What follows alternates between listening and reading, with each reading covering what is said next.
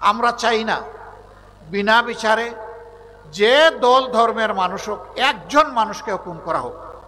কেউ দোষী হলে বিচারের মাধ্যমে হবে, তবে অবশ্যই বিচারের নামে অবিচারের মাধ্যমে নয়, সুবিচারের মাধ্যমে। কেউ যদি অপরাধ করে তাকে শাস্তি দিতে হবে।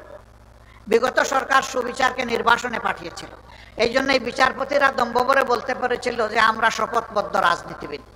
এই কথার যারা প্রতিবাদ করেছিল সেই আইনজীবীদেরকে পরবর্তী পর্যায়ে হেনস্থ করা হয়েছে, অথচ এই আইনজীবীদেরকে পুরস্কৃত করার কথা ছিল। সম্মানিত ভাই ও বোনেরা, এরা বরাবর বলে আসছে সাম্প্রদায়িক বাংলাদেশ নয়, অসাম্প্রদায়িক বাংলাদেশ গড়তে চায়। যারা অসাম্প্রদায়িক বাংলাদেশ গড়বে তারা কেন বিভিন্ন সম্প্রদায়ের মানুষের জায়গা জমি দখল করে? এরা কেন লুণ্ঠন করে? এরা কেন ইজ্জতের উপরে হাত দেয়? এরা কেন আমাদের এই সমস্ত ভাই বোনদেরকে তাদের ভিটামাটি থেকে উচ্ছেদ করে?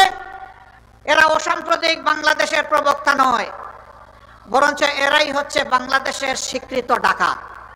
আমরা বর্তমান সরকারকে বলি অনেক সংস্কার করার ব্যাপারে আপনারা হাত দিয়েছেন, যতটা সম্ভব করুন,